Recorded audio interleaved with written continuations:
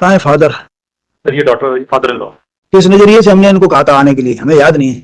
Sir maintenance के लिए। नहीं नहीं, मतलब ऐसा इनको बुलाने का क्या आशय था? सर आपने ये था कि एक बार समझौता अगर हो जाता है तो वो करके देखिए, इसलिए आपने बोला ठीक है। हाँ, कुछ है, गुंजाइश है। क्यों? हम लोग से कोई मतलब ही नहीं रखते, हम क्या समझौता तो आपका बेटा जो है कब एक्सपायर हुआ? 2018 31/11/2018 में वो एक्सपायर। क्या करता था वो? ऑटो चलाता था। ऑटो उसी के नाम का था क्या? ये किराए का चलाता था? नहीं, मैं खरीद कर दिया आपसे, खरीद कर दिया। आपने खरीद के दिया था? उसी के नाम में था कि आपके नाम में था? नाम तो उसका। कहाँ है ऑटो? अब इन लोगों ने बेच रही है कैसे क्या? अच्छा, ऑटो अब नहीं है। और क्या है?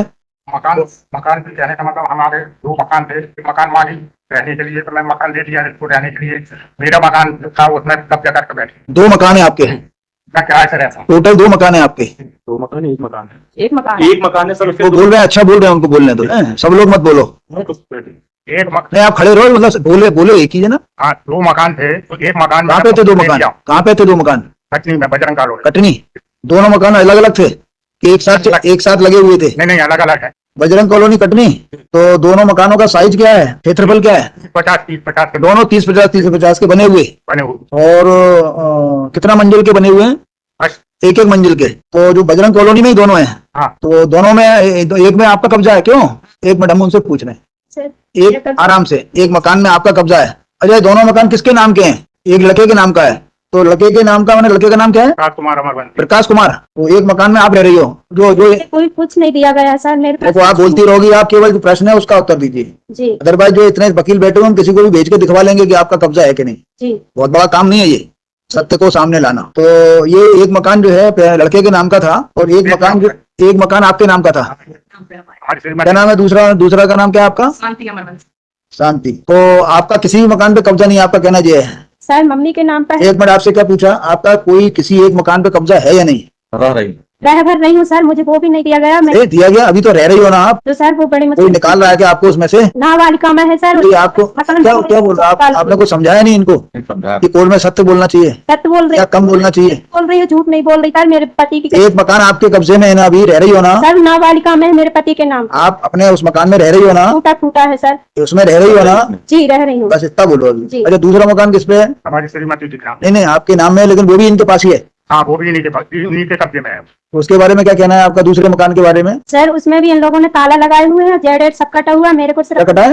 जेड भी बना है। जेड? हाँ। कमर्शियल बैठा हुआ है। चोरी से आने की तो आपकी क्या इच्छा है? इसको कुछ देना है? सब कुछ दे चुके हैं। ये दोनों मकान दे दिए? दोनों क्यों नहीं? मैडम कहाँ रही? अरे तो ये रिकॉर्ड एम्प्लॉई में कोई बात नहीं। ये साहब झगड़ा करती है, इसके वजह नहीं, आप 2 मकान में से एक मकान देना चाहते हो क्या? पूरा इसके नाम करना चाहते हो? दोनों में से कोई भी जो चाहेगी सो ले लीजिए। उसी को मिलेगा हमारा। नहीं, ऐसा नहीं। अरे मान लो एक बना हुआ दे दो इसको। नहीं बने, दोनों बने हैं, दोनों बोलिए टूटा फूटा है। सर टूटे फूट मेरे बच्चों की। सर मैं झूठ बोल रही हूँ, वो मेरे बच्चे हैंगे दोनों। इन लोगों ने मुझे कुछ भी नहीं दिया सर। खेत तो ये दे तो रहे हैं आपके सामने, बोल तो रहे हैं, दे तो रहे हैं, दे तो रहे हैं। वो बोल रहे हैं पूरा मकान इनमें सर जैन कॉलोनी मकान बना लिए हैं दोनों लड़कियों के नाम तो पे। क्या हो गया? नहीं बनाए भाई? आपको भी कुछ दे रहे हैं, उनके नाम भी बना रहे हैं, क्या करना चाहिए? अभी इसकी शादी नहीं हुई। एक मिनट, आपसे पूछ रहे हैं क्या भाई? वो आपको भी दे रहे हैं ना भाई? अदरवाइज जो पति का मकान है, पति का मकान हमने इसलिए बुलाया था, पता लग गया पति की क्या संपत्ति। पति का केवल एक ही मकान है और कोई संपत्ति तो नहीं है। तो पति का जो मकान है वो पूरा देने को तैयार है आपको। अदरवाइज आपका तो हिस्सा है, सो है माता जी का भी हिस्सा होता है पति की संपत्ति में। वो उस मकान को बंटवा लेंगी आपसे, खड़ी रह जाओगी एक तरफ आप, और कानूनन कुछ मिलना नहीं है आप। अभी यदि ये मकान आपको पूरा मिल जाता है तो राजीनामे का जो है इस तरह का आपका फाइनल कर देंगे और एक मकान की मालिक हो जाओगी आप। अदरवाइज कानूनन उस मकान में भी इनका हिस्सा है और जो पति की प्रॉपर्टी नहीं है उसमें आपका कोई हिस्सा नहीं है आज के कानून के हिसाब से। बाद में कोई सरकार आपके पक्ष में अलग से कानून ले आए तो उसका पता नहीं। आपको कुछ समझ में आया वकील साहब? इसमें इंटरिम मेंटेनेंस का मेरी बात समझिए आप। इंटरिम मेंटेनेंस छोड़िए, ये जो ऑर्डर है गलत है, प्राइमा फेसी। अभी आप बहस करेंगे। केवल जो है पति की संपत्ति में ही से इसका राइट मिलेगा। कोई ऐसी संपत्ति जो पति की संपत्ति पिता को नहीं मिली है, आप उससे कैसे वसूल कर सकते हो? एक भी जजमेंट नहीं बता पाओगे, उसको देख लिया हमने, उसी में लिखा हुआ है, सेक्शन 19 में लिखा, पढ़िए 19। हर हस्बैंड और हर फादर माने उसके जो भी फादर और मदर होंगे, इसके फादर मदर, पति के नहीं, इसके। लेकिन इसमें आगे बढ़िए है, इसको जो मिलना है ये आपको एक मकान देने को तैयार है, वो ले लीजिए, बकाया आपको कुछ मिलना नहीं है। इनफैक्ट मतलब इसके बाद जजमेंट है, क्लियर कट जजमेंट है भाई। तो पति की संपत्ति उसको मिली है, उसके अंदर अपना करे जो करना है, उसके अंदर किराएदार बसाए, कुछ करे। She is unable to maintain herself. नहीं तो क्या करे? अपने बाजार में जाके कोई काम करे, कोर्ट है सेफ भाई आप भाई मैं देख रहा था there is moral responsibility is also there. ऐसा नहीं होता। मान के चलो ये अभियाल कल को स्वर्गवासी हो गए तो तब क्या करेगी वो? ये अरे आपको एक मकान दिला रहे हैं, क्लियर कट जो है उसका जीवन भर का जो है भरोसा हो जाएगा उसको, नहीं तो कल को उस मकान को बेच देंगे। क्या करेंगे? इनका एक ही इकलौता पुत्र था हमारा, तो क्या करें? आज के लॉ के हिसाब से क्या हिस्सा है इसका? ये जो हिस्सा है इनका माताजी का हिस्सा है वो भी छुड़वा देंगे? नहीं समझ में आया भाई। उस मकान में जो इसके पति का है उसमें माताजी का भी हिस्सा है, तो छुड़वा देंगे इनसे, ये अकेली मालिक हो जाएगी। उसका प्रॉब्लम है इसमें आपको? भाई आप देखो अभी ये बोल रही है मुझे कुछ भी नहीं दिया, ये कह रही है ना, तो वो देने को तैयार है एक मकान 30 बाई 50 एक मकान में रह रही हैं, तो क्या करे? रहने के साथ खाने पीने का पूरा नहीं दे रहा सर। जी अब आप नहीं पूरा देंगे, पूरा बोल तो रही है पूरा देंगे। 30-50 का भी पूरा नहीं दे रहा सर, जो मेरे पति के नाम पे है आधा 30 बाई 30। 30 बाई 50 का पूरा देंगे ना, कह तो रहे हैं।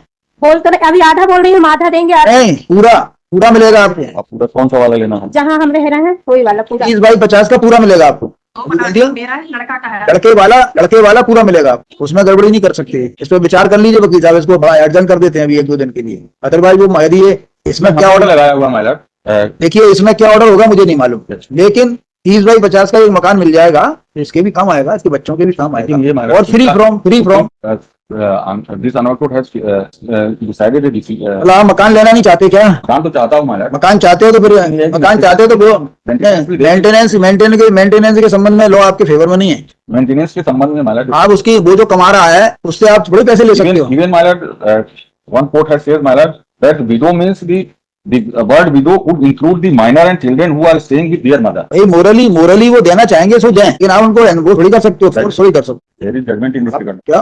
Morally मैं पढ़ दूं, बताइए कौन सा जजमेंट है? पैरा 6 कि after death of her husband इनको उसको जो है सब कुछ करना ही पड़ेगा। पैरा 6 में 4, 5 and 6 भी मगर, लेकिन the right of Hindu widow to claim maintenance was there even कौन सा पैरा पढ़ रहे हैं? Para 6 the moral obligation of the father-in-law to maintain the widow daughter-in-law also exists. भैया इसके अंदर लिखा हुआ है वो को पार्टनर था, प्रॉपर्टी थी उसकी, आप बिल्कुल अलग बात चल रही है, इसके फैक्ट्री अलग हो जाएंगे। इसके अंदर उस प्रॉपर्टी के अंदर वो क्या था, हस्बैंड जो था वो एक प्रॉपर्टी थी उसका को पार्टनर, भी उसका बंटवारा नहीं हुआ था, तो बिकॉज को पार्टनर था और उसका बंटवारा नहीं हुआ तो उस लाइट में वो प्रॉपर्टी उसकी थी। प्रॉपर्टी इनकी एक्सक्लूसिवली जो ये दे रहे हैं केवल इनके हस्बैंड की है। नहीं हस्बैंड की थोड़ी, हस्बैंड के मरने के बाद इनके हस्बैंड की माँ पे भी जाती है, क्लास में नहीं है। आप इस जजमेंट को कहां से लगा लोगे? ऐसा कोई जजमेंट, आप सिंगल जजमेंट ले आइए कि जो है after death of her husband she is entitled for receiving the maintenance amount from her father in law even if there is no property left by husband. ऐसा जजमेंट बता दीजिए कोई हो तो। आप ऐसे जजमेंट लगा रहे हो जो आपके खिलाफ है बल्कि इनफैक्ट मतलब ये दोनों के लिए एप्लीकेबल होगा, क्योंकि माँ के लिए भी निकाल आपके खिलाफ तो मैडम उस दिन जो निकाला था ना एक जजमेंट इस पॉइंट पे है क्या? अभी ये आपके खिलाफ दोनों जजमेंट हमने पहले देखे थे। हरियाणा हाई कोर्ट का है। और देखिए ऑप्शन इज विद यू, आप मकान लेना चाहते हो, राजीनामा करना चाहते हो या लड़ना चाहते हो जिंदगी में, इसको एक हफ्ते बाद रख, क्योंकि अभी आप मकान तो अपना सेव करो भाई, अभी आप यहाँ झगड़ा करो तो मकान भी नहीं देंगे आपको, ये गारंटी है, परेशानी होते रहोगे। अरे हो ही नहीं सकता, ऐसा मेरा खुद का मानना है। अदरवाइज ऐसा जजमेंट यदि हो गया तो जो है कोई किसी को चैन से जीने ही नहीं देगा। ऐसा नहीं, आपको आप बोलने की जरूरत नहीं आपको। सर मेरे बच्चों को पालन पोषण का लगा सर 6 महीना हो गए, इन लोग कुछ भी नहीं दे रहा मेरे लिए। नहीं अरे आपको मकान मिल तो रहा है, उस मकान में आगे किराएदार बसा दीजिए और सर इनसे लोन ले लीजिए, आप कुछ काम करिए, ऐसा थोड़ी होता है। मारते सर इन लोगों ने मेरे पास नहीं, गाली के लोग बहुत मारे यहाँ जाके इन लोग। आप कुछ काम भी करिए, ऐसा थोड़ी होता है कि अब इनके ऊपर भरोसे रहोगी। पति एक्सपायर हो गया, मकान छोड़ गया, आपके लिए दे रहे हैं, क्लियर कर रहे हैं मकान, और क्या चाहिए भाई? सर अभी मेरा 6 महीना का खर्चा लगा है और ना मेरे बच्चों के लिए दिलवाइएगा। इन्होंने एक भी मेंटेनेंस कुछ नहीं किया सर, और मेरे को दिया कुछ नहीं। 10,000 का आदेश। अलग बात है, पहले आपस में ही देखो मकान चाहिए या नहीं चाहिए, बकाया इसका डिसीजन हम कर देंगे, हमें कोई प्रॉब्लम थोड़ी है। वो तो इनके इंटरेस्ट में ये इनको बुलाया था कि अल्टीमेटली क्या हो सकता है, और बकाया कुछ इनके बच्चों के लिए क्या मन में इच्छा है, क्योंकि आपके नाती पोते हैं। आपका बेटा एक ही था और भी है? एक बेटा है, कितने बच्चे हैं आपके? 2, एक बेटा एक बेटी। वो भी है। जो उनकी मदद कर सकते हो वो करो, कोई बुराई नहीं है, उसमें भी विचार कर ले, जो आपकी इच्छा से, जो आपकी। सर मेरे बच्चे आए हैं, बच्चों से पूछ नहीं। अरे अभी क्या आप लोगों बच्चों से पूछिए सर, मैं झूठ बोल रही हूँ। अभी आप लोगों के संबंध में तनाव है, जिस दिन तनाव खत्म हो जाएगा तो ये समस्या खत्म हो जाएगी, फिर ये जो अपनी गोदी में बैठा के खिलाया करेंगे। दादाजी जो है जैसे अभी आपके बीच में तनाव है, जिस दिन तनाव खत्म हो जाएगा तो आप लोग एक दूसरे के घर में बैठ के जो है अभी आगे भी रहोगे, इस तनाव को खत्म करने के लिए ये वाली बात, ठीक है? अभी विचार करो आप लोग, ये मैटर निबट जाएगा ना।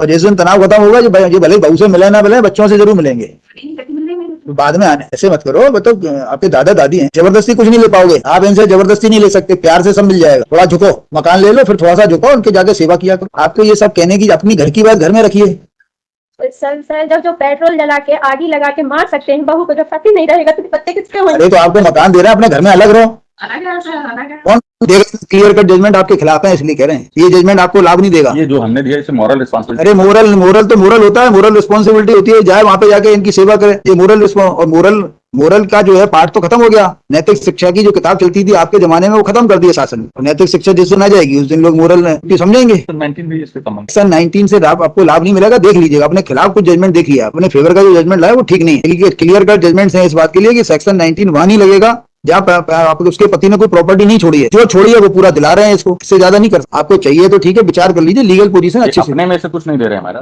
तो क्यों दे अपने में से? दादागिरी से थोड़ी मिलता है, देंगे बाद में और विचार करेंगे। वो कह तो रहे हैं लड़कियों के नाम पर पूरी प्रॉपर्टी कर देंगे, कुछ नहीं बचेगा तो क्या मिलेगा मेरे लड़के को? सागरदार न खेत भी बैठे हैं, इनके पास बहुत सारा है, बहुत सारा है सर। मैं बोल रही हूँ मेरे बच्चे हैं। आप अपना देखो, दूसरों की तरफ मत। एक मकान बहुत होता है 30 बाई 50 का, कई लोगों के पास नहीं है एक मकान। मेरी लड़की विधवा है, नहीं है। ठीक है, आप लोग ध्यान रखिए, कानून से जो इनको मिल सकता है देख लीजिए। कौन सी तारीख लगा दें? नेक्स्ट वीक कर दे।